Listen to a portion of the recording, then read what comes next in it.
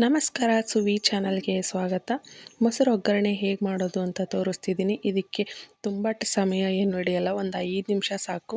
5 ನಿಮಿಷದಲ್ಲೇ ಇದನ್ನು ಮಾಡ್ಕೊಬೋದು. ಯಾವುದೇ ತರಕಾರಿ ಏನೂ ಬೇಕಾಗಿಲ್ಲ. ಮೊದಲಿಗೆ 1-2 ಸ್ಪೂನಷ್ಟು ಎಣ್ಣೆ ಹಾಕ್ಕೊಂಡು, ಅದು ಎಣ್ಣೆ ಬಿಸಿ ಆದಮೇಲೆ 1 ಟೀ ಸ್ಪೂನಷ್ಟು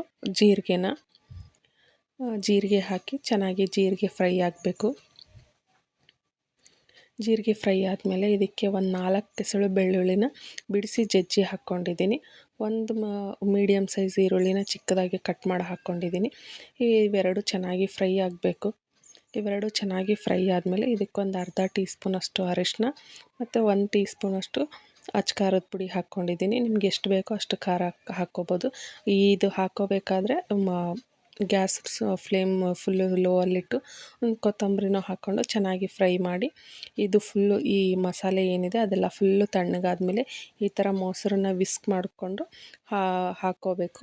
ಇದಕ್ಕೆ ಒಂದು ಸ್ವಲ್ಪ ಶುಗರು, ಸಕ್ಕರೆ ಮತ್ತು ರುಚಿಗೆ ಎಷ್ಟು ಬೇಕೋ ಅಷ್ಟು ಉಪ್ಪನ್ನು ಹಾಕಿ ನೀಟಾಗಿ ಮಿಕ್ಸ್ ಮಾಡಿಕೊಂಡ್ರೆ ಆಯಿತು.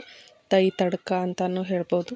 ಮೊಸರು ಒಗ್ಗರಣೆ ನೋಡಿ ಎಷ್ಟು ಚೆನ್ನಾಗಿದೆ. ಇದಕ್ಕೆ ಒಂದು 5 ನಿಮಿಷ ಟೈಮ್ ಇದ್ದರೆ ಸಾಕು ಈ ರೆಸಿಪಿ ಮಾಡೋಕ್ಕೆ. ಇದಕ್ಕೆ ಬಿಸಿ ಅನ್ನ ಬೇಕು ಅಂತಲೂ ಏನೂ ಇಲ್ಲ. ಅನ್ನ ತಣ್ಣಗಾಗಿದ್ದರೂ ಕೂಡ ತುಂಬ ಚೆನ್ನಾಗಿರುತ್ತೆ. ಈ ರೆಸಿಪಿ ಏನಾದರೂ ಇಷ್ಟ ಆಗಿದ್ದರೆ ಪ್ಲೀಸ್ ಲೈಕ್ ಮಾಡಿ, ಶೇರ್ ಮಾಡಿ, ಸಬ್ಸ್ಕ್ರೈಬ್ ಮಾಡಿ. Thank you. ಧನ್ಯವಾದಗಳು.